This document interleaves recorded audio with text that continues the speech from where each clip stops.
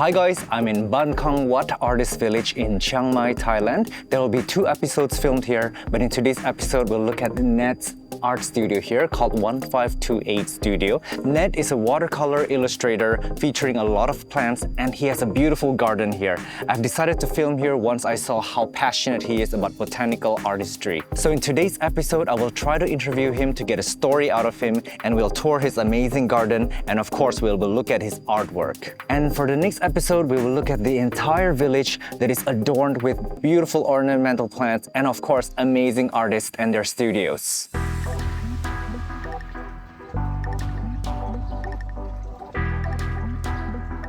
สวัสดีครับชื่อธเนศ มณีศรีนะครับเป็นเจ้าของสตูดิโอ 15.28 สตูดิโอนะครับก็ที่สตูดิโอเนี่ยเราทำเกี่ยวกับสีน้ำนะครับงานเนี่ยจะเป็นลักษณะเป็นเหมือนเกี่ยวกับเรียลลิสติกครับทำเกี่ยวกับธรรมชาติครับผมแล้วก็สนใจเกี่ยวกับต้นไม้นะครับที่สตูดิโอก็จะมีการตกแต่งด้วยต้นไม้จำนวนมากครับผมจากคำถามที่ว่าทำไมถึงชอบวาดรูปนะครับจริงๆคือตั้งแต่เด็กแล้วเราเป็นคนชอบเขียนชอบทำอะไรที่มันเป็นเกี่ยวกับวาดรูปเนี่ยแหละครับแต่ตอนเด็กเราก็เหมือนเด็กทั่วไปที่ชอบการระบายออกหรือแสดงออกอะไรเงี้ยครับแต่พอโตขึ้นมาเนี่ยเรากลับรู้สึกว่ามันเป็นส่วนหนึ่งของชีวิตคือเห็นอะไรก็เป็นศิลปะก็เลยเลือกที่จะทำงานเกี่ยวกับศิลปะเกี่ยวกับการวาดรูปเนี่ยแหละครับสำหรับศิลปินที่ทำเกี่ยวกับ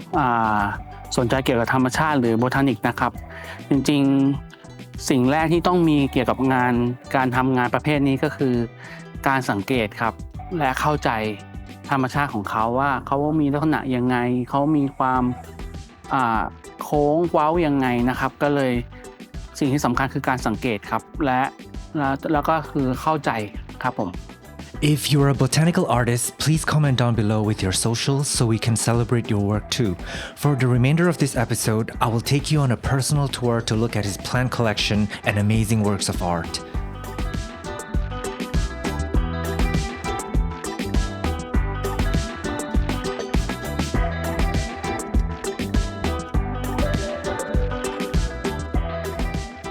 Let's start the tour from all the way on the side of the shop, and there's some interesting succulents here, but what makes them really visually interesting is these like steel housings that really create a nice structure, a geometric shape to otherwise tame their very unruly growth habit here. And this is some kind of Hornia or Stapelia. I really need to get my succulent game on because I'm really inspired by this. This is what the flowers look like. And it's just so beautiful. This one is also looking stunning, like a coral from under the sea. And I mean, again, these housings, they really make quite a bit of a difference. And this is his garden as well, but let's not explore this area. It's a little bit overgrown here, but then I see some kind of a potting shed area in the back. And here you will start to see some interesting visual details. Now, this must be a bungalow in the past. We can see some of the old housing. I'm not sure if they're still in use. They look really abandoned, but they've really made use of all these railings, and there's a little steel staircase that comes down. It's quite interesting. I mean, this is a lot of like really rustic looking pots, and I'm digging this industrial, like old repurposed look. And then here, this is where the magic starts to happen. There's a hibiscus, Teleaceous variegata here. Very fast growing, very pest prone, but it is beautiful. And they do like to be in direct sunlight. This one seems to be living in full sun. Look at how beautiful their new leaves come out. I've not really seen these in bloom before, but they do bloom, I'm sure. It's an interesting cacti here. Feel free to shout out the names. I don't know the names for most of these cacti and succulents. And then there are all these interesting shapes of pots and bowls where they live. And again, I think this is another Hornia and Stapelia type. I really need to learn more about them because their trailing quality has been captivating me. And look at all these interesting pots and textures around. I quite like it. I mean, not all of them are thriving that well here. I'm guessing the artist do need to spend his time on his paintings and not really, be on top of the plant game here because there's a lot to care for. This bowl here is interesting. It's like a shallow dish, very, very shallow with a bit of root, and I see some succulents just like doing their thing here in this tray. If you watch my past Bangkok plant tour videos, you know that succulents here are incredibly inexpensive. You can get most of them for less than $1. So I think people here can really afford to use them as styling material and just to grow them. And there are many beds of begonias here. They look so lush and so healthy. I have a feeling that some of these begonias will be very good drawing material as well. These are actually getting a bit too much direct sunlight. As you can see, this is a little bit bleached. This is what happens when begonias get too much light, but they are still surviving. And it's so nice to see a bed of them here, greeting passerbys that come through here. This is also particularly interesting. It's got a velvety texture on the leaves, and this is one with a very red back. Oh man, this begonia on begonia action is just really wonderful. There's an Oxalis triangularis here that's getting a little bit tall. And look at this cat drawing here. We're gonna look at more paintings later on when we go inside. But this is what greets people when they pass by the stores. And based on my observation, most people do end up walking to the store. When you have something so captivating at the entrance like this, people will come in. There is a cool porch area here where people can kind of sit up, and there's a bit of a shade here. This is a Thermophyllum Xanadu. It's oftentimes mistaken for the Philodendron mayoi, but it's beautiful. This actually likes a bit of direct sunlight. It likes more light than the mayoi. Ficus triangularis, variegated. I struggle with mine. I don't know how to grow this. And I know that some of you guys do struggle with this too, so I don't know what's up with that. But this is a common plant used in landscaping. I just don't know why we haven't gotten it right. This is like the elephant bush or something in common name, and this is the variegated form of it. Very fun to propagate actually, and they are very, very unruly. They trail like this over a pot. They actually have a really interesting visual quality to it that I actually quite adore.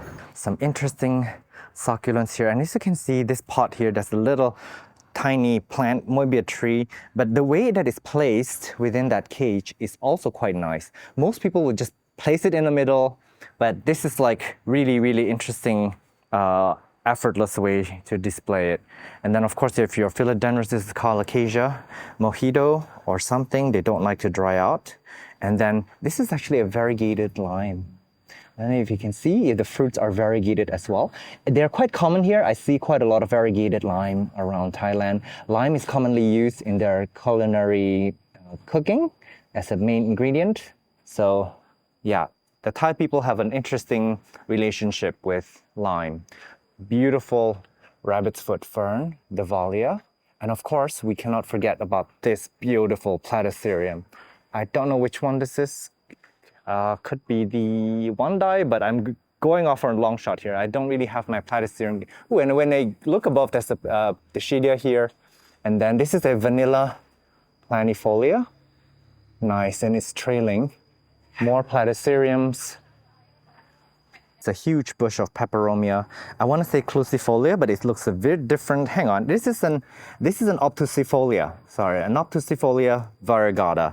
As you can see, a lot of the older leaves have reverted to green, but the new leaves still have some variegation.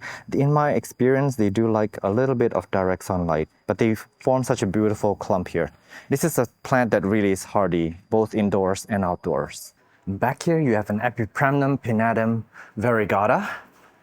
Underrated plant, in my opinion. Beautiful variegation, extremely affordable. But I really want to show you this Pothos Enjoy or Epipremnum Enjoy. If you let it grow like this, it's trying to climb up a wall and then it didn't successfully latch on, so it's like hanging off on the side. And this one aerial root is just latched on to this bit of wall.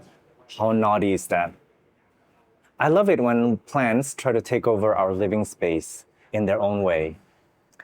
And there's a Monstera here with some peanut shells. I did ask him what the peanut shells are for, and apparently it is nutrients for this plant. That is something new. I did not know that peanut shells would be very good for that. And they make for interesting top dressing as well. And of course, very good dinner conversations.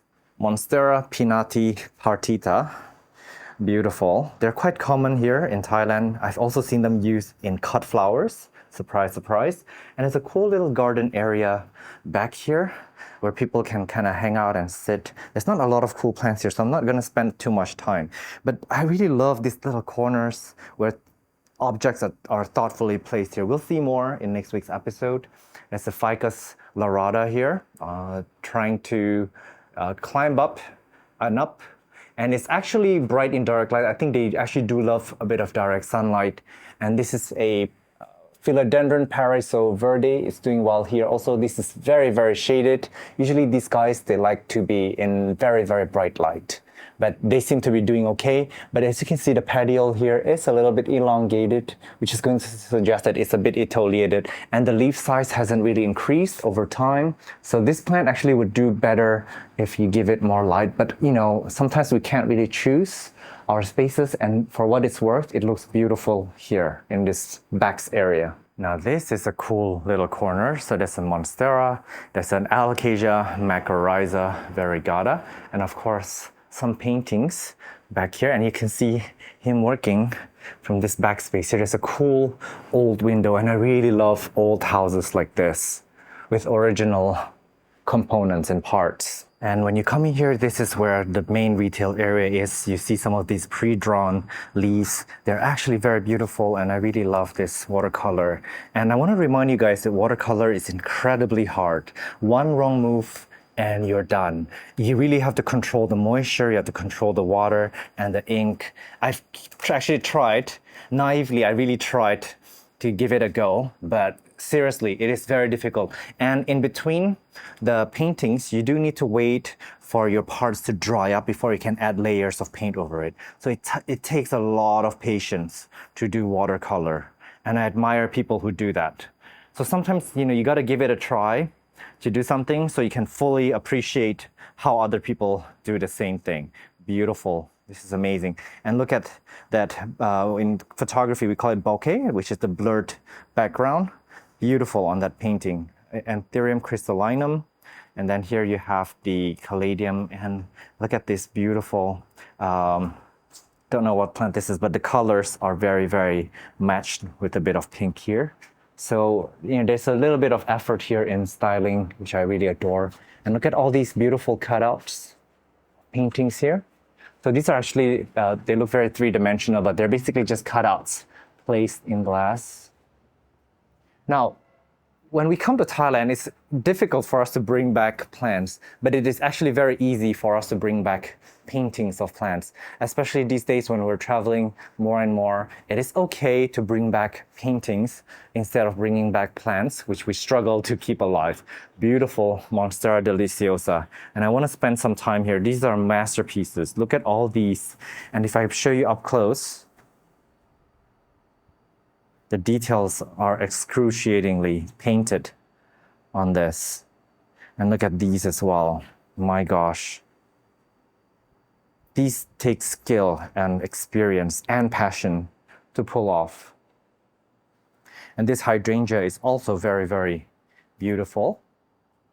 But what I'm really, really impressed by is actually this painting. There is a larger one in the back, but this is actually banana. Very, very simple.